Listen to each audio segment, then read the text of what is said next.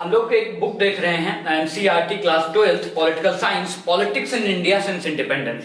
इससे पहले हमने चैप्टर 1 देखा था और उसमें जो सबसे महत्वपूर्ण एस्पेक्ट था पार्टीशन के बाद जो चैलेंजेस थे, चाहे वो नेशनल सिक्योरिटी का हो या फिर टेरिटोरियल इंटीग्रिटी के प्रश्न हो, ये दोनों इश्यूज को हमने देखा था। इसमें कई सारी समस्याएं आई थी, चाहे वो प्रिंसिपली स्टेट्स को एकोमोडेट करना हो, चाहे रीड्रॉल ऑफ बाउंड्री हो, या फिर स्टेट्स का क्या करना हो, रीऑर्गेनाइजेशन करना हो लिंग्विस्टिक स्टेट्स पर। ये सारे इश्यूज देखने के बाद जो चैप्टर सेकंड है, चैप्टर सेकंड एक दूसरी प्रकार के चैलेंज को हमारे सामने लाता है। पार्टीशन होने के बाद हम जब एक देश बन जाते हैं, आजाद देश जब हमारा बनता है, तो उसके जो फर्स्ट डिकेड में जो हमारे सामने जो दूसरा बहुत बड़ा चैलेंज होता है वो रहता है डेमोक्रेसी का। कौन सा? कि हम कैसी देश बनना चाहते हैं, डेमोक्रेटिक के जो आइडियल्स हैं उसको इंस्टॉल करना है। हमें एक ऐसी गवर्नमेंट बनानी है, इसको आप ऐसे कह सकते हैं कि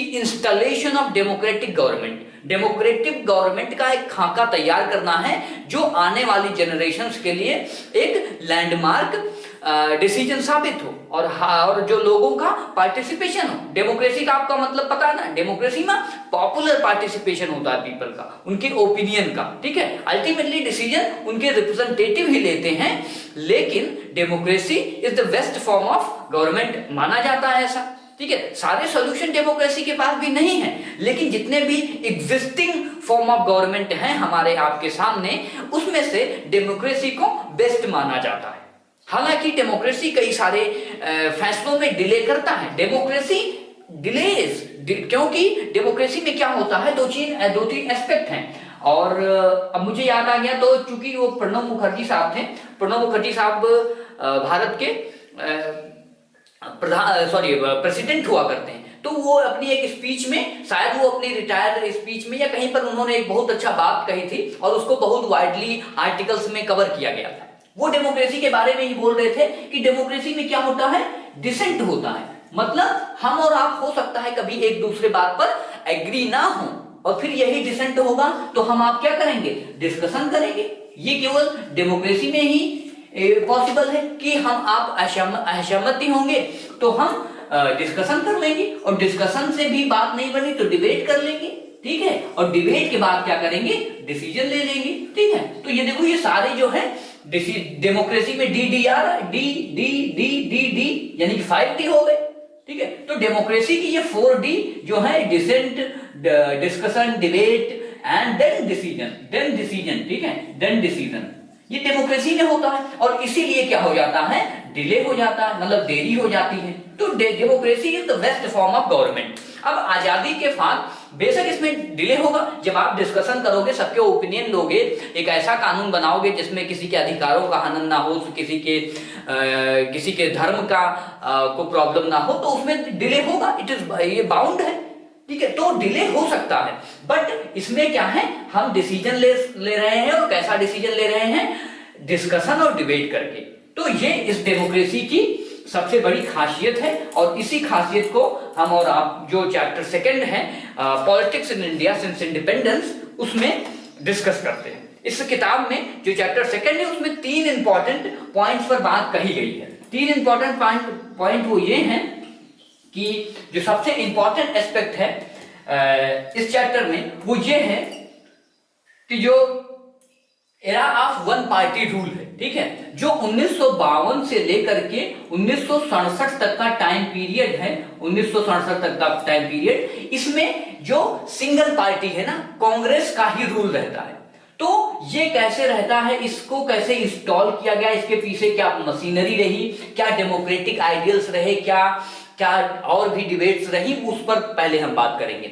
फिर जो दूसरा सबसे इंपॉर्टेंट क्वेश्चन है कि ये जो डोमिनेंस रहा ना, एक ही पार्टी का डोमिनेंस रहा, ये आखिर क्यों रहा, आखिर क्या ऐसे कारण है कि 1952 से लेकर के 1967 तक सिर्फ भारत में कांग्रेस पार्टी का ही रूल रहा। फ्रॉम द अपने अनबायस्ड तरीके से हमको देखना, बेशक ये पॉलिटिक्स है, but to be very fair होकर हमें ये देखना है कि क्या ऐसे कारण थे, और ये जो डोमिनेंस है भारत में कांग्रेस का, ये भारत के स्वतंत्रता संघर्ष से किस प्रकार प्रभावित था, भारत का जो स्ट्रगल था, फ्रीडम स्ट्रगल था, उसके क्या क्या इंपैक्ट थे। And the last thing we will discuss is कि जो रीजनल, जो राइवल पार्टीज है ना, या फिर ऐसे कह लो कि जो अपोजिशन पार्टीज है ना, अब धीरे धीरे अपोजिशन पार्टीज का भी इमरजेंस होगा, सिर्फ कांग्रेस तो ही रह नहीं जाएगी। तो 1967 के बाद आप देखो तो भारत में राइवल पार्टीज का भी उदय होता है। ये 3 क्वेश्चंस को ब्रॉडली चैप्टर नंबर 2 में देखा गया है। और ये सारे जो एस्पेक्ट हैं ये किससे डील हो रहे हैं? डेमोक्रेसी से, ठीक है। इन सबके सेंटर में डेमोक्रेसी है, कहीं कहीं पर कुछ इश्यूज हैं वो हम लोग देखेंगे, क्योंकि जो चैप्टर का नेम है वो चैप्टर का क्या नाम है? Era of one party rule, ठीक है। तो चूंकि ये कांग्रेस पर मोर और लेस बेस है, फिर भी इसमें कई सारी चीज हमें देखनी है, वो हम देखेंगे। तो ये सबसे पहला ये फेज है जिसमें हम बात करने वाले हैं सिंगल पार्टी रूल के बारे में। क्या है? सिंगल पार्टी रूल, ठीक है। ये इसी का सिंगल पार्टी रूल वाला जो सेक्शन है वो अभी हम देखने वाले हैं। अब चूंकि भारत आजाद होता है, आपको पता है 26 जनवरी 1950 को हमारा कॉन्स्टिट्यूशन बनकर तैयार हो जाता है। इंटरिम गवर्नमेंट अभी तक काम कर रही होती है। अब इंटरिम गवर्नमेंट जो कि लगभग 3 साल से पिछले काम कर रही होती है, 2 साल कुछ महीनों से, 2 वर्ष 11 माह 18 दिन ऐसा कहा जाता है इंटरिम गवर्नमेंट चली। उसके बाद हमें क्या करना है? अब हमें एक गवर्नमेंट बनानी है, ठीक है। अब हमें गवर्नमेंट बनानी है, क्योंकि जो 1946 में इलेक्शन हुए थे वो तो इंटरिम गवर्नमेंट ने कॉन्स्टिट्यूशन बना दिया। अब हमारे पास सबसे बड़ी जिम्मेदारी है कि हमें खुद की गवर्नमेंट बनानी है। तो ये सबसे बड़ी रिस्पॉन्सिबिलिटी आती है, ठीक है। अब क्वेश्चन ये है कि जो हमें गवर्नमेंट बनानी है वो फेयर होनी चाहिए, वो जस्ट होनी चाहिए। तो इसका जिम्मा किस पर आएगा? ठीक है, इसका जिम्मा आएगा इलेक्शन कमीशन पर। किस पर आएगा? इलेक्शन कमीशन पर। अब इलेक्शन कमीशन पर क्यों आएगा? क्योंकि जो हमें गवर्नमेंट बनानी है उसमें इलेक्शन कराना है। क्योंकि हम कैसी गवर्नमेंट बनाना चाहते हैं, हम कैसी सरकार बनाना चाहते हैं, हम कैसा देश बनना चाहते हैं? Parliamentary democracy. हमारे देश में कैसी डेमोक्रेसी है? पार्लियामेंट्री डेमोक्रेसी है, जिसमें पीपल का पार्टिसिपेशन है। पीपल अपने रिप्रेजेंटेटिव को चुनता है, उसका रिप्रेजेंटेटिव उसके अधिकारों के लिए उसकी बात को पार्लियामेंट में रखता है। That is called parliamentary democracy. तो हमें पार्लियामेंट्री डेमोक्रेसी बनानी है तो इलेक्शन होगा, और इसके लिए सबसे बड़ा दारोमदार किस पर आएगा? इलेक्शन कमीशन पर आएगा। और इलेक्शन कमीशन की जिम्मेदारी होगी क्या कराना? फेयर इलेक्शन कंडक्ट कराना। तो फेयर इलेक्शन की जिम्मेदारी किस पर आएगी?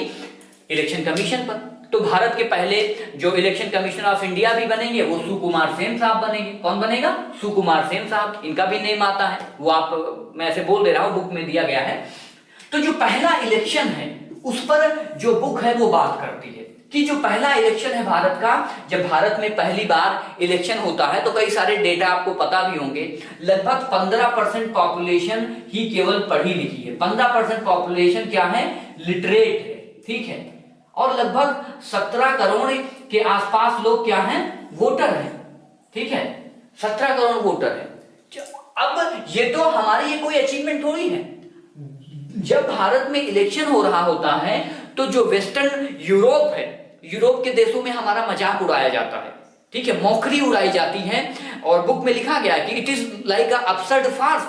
भारत के लोग, अशिक्षित लोग अपने नेता को चुनने जा रहे हैं। एक एडिटर है, वो कहता है it is the biggest Gamble in the history. Biggest Gamble in the history. लोगों को पता नहीं है, पढ़े लिखे नहीं, और अपना नेता चुनने चल दिए हैं। एक व्यक्ति कहता है कि आने वाली जनरेशन आप लोग का जो सरकार है उसको देखकर हंसेगी। तो ऐसे ऐसे स्टेटमेंट बनाए जाते हैं। अब इलेक्शन कमीशन के सामने जो सबसे बड़ी चुनौती वो थी कि भाई हमें जो भारत देश है उसको क्या करना है? डिलिमिट करना है, मतलब उसको कॉन्स्टिट्यूएंसीज में बनाना है। दूसरा क्या काम है? इलेक्टोरल रोल्स बनाना है। क्या बनाना है? रोल्स ना, रोल्स बनाएगा ना, जिसमें किसको वोट देना है, किसको नहीं देना है, एक नाम आता है। हम लोग आज भी वोट देने जाते होंगे तो वहां पे इलेक्टोरल रोल्स रहता है, जिस पर सबका नाम लिखा रहता है, माता का नाम, पिता का नाम, ठीक है। तो इलेक्टोरल रोल्स बनाना है, ये बहुत बड़ा चैलेंज है। सबका नाम पता कई लोगों को। अब जब इलेक्टोरल रोल्स बनाया जाता है तो लगभग 40 लाख महिलाओं का कोई आता ही पता नहीं, किसी का माँ बाप का नाम गलत है, किसी के हस्बैंड का नाम गलत है। आज भी ऐसी प्रॉब्लम्स आ जाती है आधार कार्ड वगैरह में। तो उस समय सोचो, उस समय तो कोई टेक्नोलॉजी नहीं थी, कितना हार्श रहा होगा। बस ये इमेजिनेशन करने की बात है, फैक्ट्स तो आपको कहीं भी मिल जाएंगे। बट ये इमेजिनेशन करो how it is tough. Ballot जो बॉक्स होता है ना, जो बॉक्स में बैलेट पेपर रखा जाता था, क्योंकि आज तो ईवीएम है, इसमें ईवीएम के बारे में एक कोने में लिख दिया गया एक पेज में कि आज हम लोग ईवीएम पे दे देते हैं, लेकिन उस समय बैलेट बॉक्स बनाना है। एक तरफ चुनाव चिन्ह होंगे, एक तरफ कैंडिडेट के नेम होंगे, उनको एक बॉक्स में डाला जाएगा। वो लाखों की संख्या में बॉक्स बनाना है।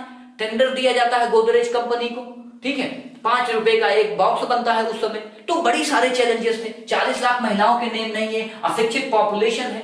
ऐसे में क्या करना है, कॉन्स्टिट्यूएंसीज बनाना है, डिलिमिट करना है। इंडिया को क्या करना है, डिलिमिटेशन, मतलब कि कॉन्स्टिट्यूएंसीज बनानी है।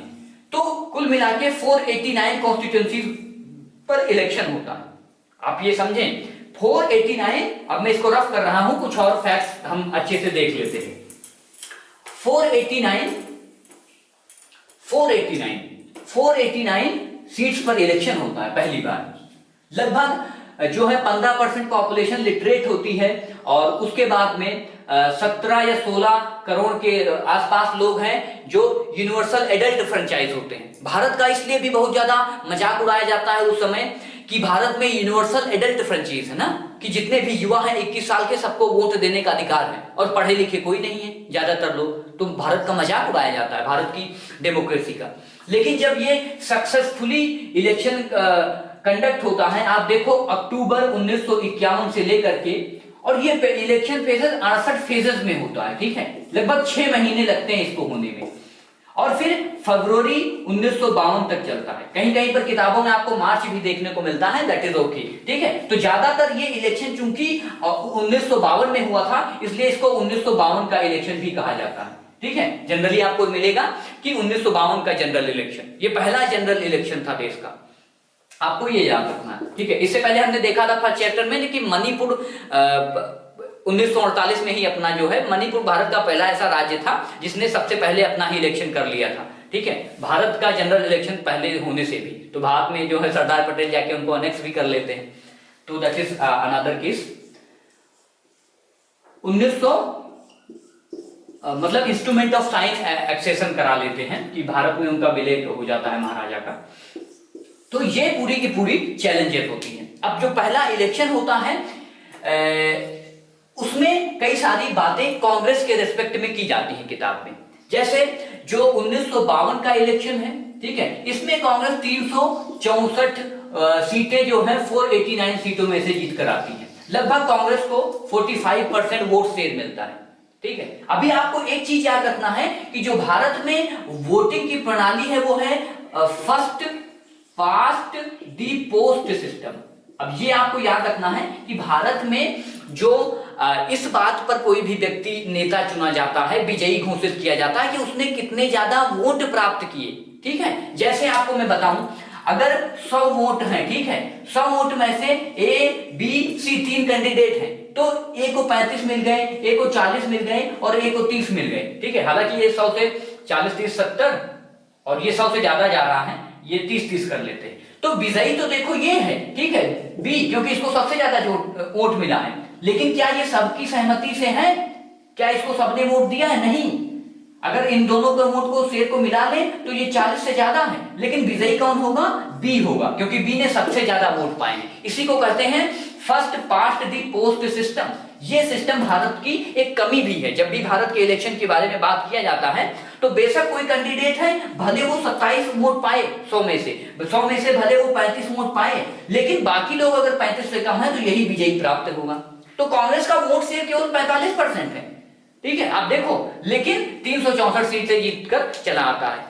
ऐसे भी और भी कई सारी पार्टीज होती हैं। उस समय सिंगल लार्जेस्ट पार्टीज जो है सोशलिस्ट पार्टी हुआ करती है, उसको हम डिटेल में देखेंगे जब रीजनल पार्टीज देखेंगे, ठीक है। तो कई सारी रीजनल पार्टीज भी होती हैं। सीपीआई भी अपना जो है किसी तरह चलती है। जनसंघ है, जनसंघ केवल 3 सीटें जीत कर आती है। अभी हम इसको और फेजेस में देखेंगे, पॉलिटिकल पार्टीज वाला थर्ड फेज में।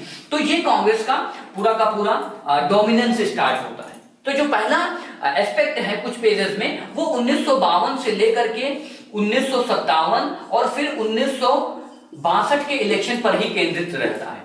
जो राइटर हैं एनसीईआरटी के, चूंकि एनसीईआरटी एक कमेटी के द्वारा लिखा जाता है, वो यही कहते हैं कि 1952 में तो कांग्रेस अच्छा परफॉर्म करती है, लेकिन 1957 और 62 में भी बहुत अच्छा परफॉर्म करती है। लगभग 3/4 सीट्स कांग्रेस ही जीत कर आती है, आपको ये याद रखना, ठीक है। और उसके बाद में जो 352 का 1952 का 352 में बोलो, जो 1952 का इलेक्शन होता है, ठीक है, इसमें बस केवल आपको ये याद रखना है, ये थोड़ा तिरुवनंतपुरम में, उड़ीसा में और थोड़ा मद्रास के पास थोड़ा सा कांग्रेस को प्रॉब्लम हुई थी, लेकिन कांग्रेस ने यहां पर भी ज्वाइंट गवर्नमेंट बना लिया था, कोalition की गवर्नमेंट बना ली थी, थोड़ा सीट कम मिली थी, लेकिन 1952 में पूरा जो है सर्वे सर्वा था। इसमें एक चार्ट भी दिया गया है, ठीक है, कैसे पूरा इश्यूज चला है। उसके अंदर 1957 और 62 में भी कांग्रेस ही सिंगल लार्जेस्ट पार्टी आती है और ज्यादातर राज्यों में सरकार बनाती है।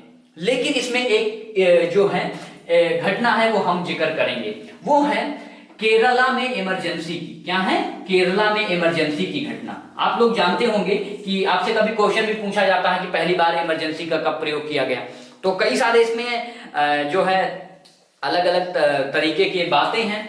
आर्टिकल 356 कोई कहता है 1954 में पंजाब के समय यूज किया गया, ठीक है, तो उससे मतलब नहीं हमें, बस हमें ये याद रखना है कि जो टेस्ट ऑफ डेमोक्रेसी था, पहला टेस्ट ऑफ डेमोक्रेसी था कि जो भारत का संविधान है जिसमें आर्टिकल 356 दिया गया है। अब आर्टिकल 356 ये कहता है कि अगर किसी भी राज्य में राज्य की मशीनरी जो है, राज्य अपने शासन को चलाने में फेल रहता है, तो वहां पर प्रेसिडेंट रूल लगाया जा सकता है, यानी 356 का प्रयोग किया जा सकता है। ये 356 का प्रयोग कांग्रेस 1959 में करती है। इसके पीछे रीजन ये है कि जो केरला है 1957 के इलेक्शन में केरला 60 सीटें जीतकर आ जाती है 126 सीटों में से, और कुछ इसके 2-4 पार्टी और रहती हैं रीजनल पार्टी, जिनके साथ मिलकर के जो कम्युनिस्ट पार्टी है वो सरकार बना लेती है। मतलब पहली बार कांग्रेस को से हट करके 1957 में सीपीआई की सरकार बनती है, और सीपीआई की सरकार आप ये समझो इलेक्शंस के द्वारा पूरे विश्व में पहली बार केरला में बनती है। और ये वो दौर था जिस समय कोल्ड वॉर चल रहा था, तो भारत के जो नेता नगरी होते हैं उनको प्रॉब्लम हो जाती, करे सीपीआई ने सरकार बना लिया। सीपीआई जिसको अमेरिकन कैपिटलिस्ट पसंद नहीं करते हैं, ठीक है, सीपीआई नेहरू को बहुत बैलेंस रखना होता है, कोल्ड वॉर चल रहा होता है। अगर भारत में कम्युनिज्म का उदय होगा तो भारत की जो सेंट्रल पार्टी है कांग्रेस, उसके लिए भी अस्तित्व का खतरा बन सकता है ये, ठीक है। तो सीपीआई का भारत में उदय होना एक तरह से बहुत बड़ा जो है चोट था कांग्रेस के ऊपर। और फिर जो सीपीआई की, चूंकि इसके जो लीडर होते हैं जिनका नाम है ईएमएस नंबूदिरिपद, क्या है? ईएमएस नंबूदिरिपद, इस मलयालम का नेम है ये, साउथ इंडिया का। ईएमएस नंबूदिरिपद सीएम बनते हैं, लेकिन कुछ दिन बाद उनको क्या किया जाता है, सीएम के पद से डिसमिस कर देती है कांग्रेस, और हवाला ये दिया जाता है कि जो ये सीएम साहब हैं ये बहुत ही रेडिकल रिफॉर्म लाते हैं। क्योंकि कम्युनिस्ट के आइडियोलॉजी में क्या होता है, वर्कर्स एंड पीजेंट का रिफॉर्म करना। तो जब ये आते हैं तो एक एजुकेशन बिल लेकर के आते हैं, एजुकेशन बिल को लेकर के विवाद हो जाता है, और जो कांग्रेस यहाँ पर अपोजिशन में आ जाती है फिर, और वो वहीं पर लेकर चढ़ाई कर देती है, इनके ऊपर एजिटेशन होते हैं। अब एजुकेशन बिल में ऐसा था कि जो टीचर्स होते हैं उनको बहुत ज्यादा पैसा देना है, ठीक है, तो वहां की जो चर्च हैं, केरल के चर्च वाले, मतलब जो टीचर हैं उनको सैलरी ज्यादा देनी है, ठीक है। अब प्राइवेट का जो इश्यूज था वो लोग खतरे में आ जाते हैं, जितने भी चर्च होते हैं, जितने भी ट्रस्ट वाले होते हैं, कि यार टीचर को इतना पैसा देंगे तो कैसे, और कई सारे इश्यूज आ जाते हैं। तो वो उसमें उतना ज्यादा बुक में भी नहीं दिया गया है, बुक में तो दिया ही नहीं गया, बुक में बस यही दिया गया है कि जो कांग्रेस है उसने इमरजेंसी का प्रयोग करते हुए जो ईएमएस नंबूदिरिपद हैं, सीएम हैं, इनको वहां से हटा दिया। तो ये टेस्ट ऑफ डेमोक्रेसी था जिस पर आज भी प्रश्न बनता है। पहली बार हम लोग फेल हो गए, पहली बार हमारे और आपके डेमोक्रेसी पर जो क्वेश्चन उठता है वो यहीं से उठता है कि भारत में जो कॉन्स्टिट्यूशनल हमें पावर दी गई थी उसका मिसयूज किया गया 356 का। तो ये किताब में भी दिया गया, ठीक है, in the very chapter, starting के ही चैप्टर। अब आपको ये जो कांग्रेस का सिंगल पार्टी रूल था, इसमें आपको सिर्फ एक चीज याद रखनी है, इसमें एक बहुत इंपॉर्टेंट एस्पेक्ट है, वो याद रखना है। एक चेहरा है, वो है नेहरू, ठीक है, नेहरू। अब नेहरू वो फिगर है कैरिस्मेटिक लीडर है ना, स्टेट्समैन है। नेहरू पर तो हम लोगों ने बहुत डिटेल में बात की है जब बिपिन चंद्रा पर बात कर रहे थे। कई सारे चैप्टर्स बिपिन चंद्रा में हमने देखे हैं नेहरू के ऊपर। नेहरू का जो करिश्मा है, नेहरू का जो करिश्मा है वही ऐसा कारण है कि 1952 से लेकर के 1967 तक कांग्रेस कहीं डिफीट ही नहीं खाती। सिंगल एक इंसिडेंट आता है कि केरला में ये पहली बार चोट खाती है, ठीक है। और भी कई सारे इंसिडेंट हैं, लेकिन ये केरल वाला एग्जांपल जो है मोनुमेंटल है, क्योंकि पहली बार अब देखो पॉलिटिक्स में हमेशा इस किताब में भी लिखा गया है कि जो पॉलिटिक्स होती है ना, पॉलिटिक्स में पावर एंड कंपटीशन चलता रहता है, ठीक है। पॉलिटिक्स में पावर एंड कंपटीशन चलता रहता है, लेकिन भारत की जो उस समय की डेमोक्रेसी का सबसे अच्छा एग्जांपल ये है, या किसी भी देश की डेमोक्रेसी में सबसे अच्छी बात ये होती है कि भाई पावर के लिए कंपटीशन करो, लेकिन जो पब्लिक का इंटरेस्ट है वो कभी कम नहीं होना चाहिए। पब्लिक का इंटरेस्ट, पब्लिक का वेलफेयर, पब्लिक का वेलबींग सबसे ऊपर होना चाहिए। पॉलिटिक्स के दो तत्व होते हैं, एक पावर होगा और दूसरा कंपटीशन होगा। लेकिन अच्छी डेमोक्रेसी वही है जैसे इंडिया है, इंडिया में स्ट्रगल है, लेकिन क्या है, मोर और लेस हम लोग सोशलिस्ट स्टेट है। हमें गरीबों पर कोई ऐसा पॉलिटिकल पार्टीज नहीं है जो गरीबों पर बात किए बगैर कोई मैनिफेस्टो अपना निकाल दे इलेक्शंस का। तो दीज आर द पॉइंट्स, ठीक है। तो ये सारी चीजें हैं, आपको ये याद रखना है। ये अभी हम लोगों ने पहला पार्ट देखा, अभी हम देखेंगे जो डोमिनेंस है कांग्रेस का। तो नेहरू एक कैरिश्मा है, ये चेहरा है, इन्हीं का कारण है। और बाबा साहब अम्बेडकर का एक इसमें स्टार्टिंग में प्लानिंग में एक बहुत बड़ा स्टेटमेंट है चैप्टर के शुरुआत में भी, कि जो नेहरू एक बहुत बड़ा चेहरा है ना, तो नेहरू को बहुत लोग भगवान मानते हैं, क्योंकि ये कंपेन करते हैं, वो गांधी के उत्तराधिकारी होते हैं, तो उस सब चीज का भी भरसक फायदा मिलता है कांग्रेस को। और जो अंबेडकर साहब का स्टेटमेंट है कि जो हीरो वर्शिप होती है वो हमें डिक्टेटरशिप की तरफ लेकर जाती है, और वो कुछ दिन बाद देखने को मिलता भी है, ठीक है, 1976 तक। तो वो एक इशारा में दे रहा था कि जो हीरो वर्शिप है वो हमारी डिग्रेडेशन की ओर हमें ले जाती है और डिक्टेटरशिप की ओर ले जाती है। तो हीरो वर्शिप डेमोक्रेसी में नहीं होनी चाहिए, ठीक है। केवल किसकी वर्शिप होनी चाहिए कि जो हमारा नेता है या हमारा जो लीडर है वो कैसा काम कर रहा है, पब्लिक का इंटरेस्ट कैसे देख रहा है। ये सारे इश्यूज जो first half of the chapter है उसमें कवर किए गए हैं। अभी हमें देखना है कि जो डोमिनेंस है कांग्रेस का और emergence of regional parties, CPI, CSP और कई सारे इश्यूज हैं वो देखने।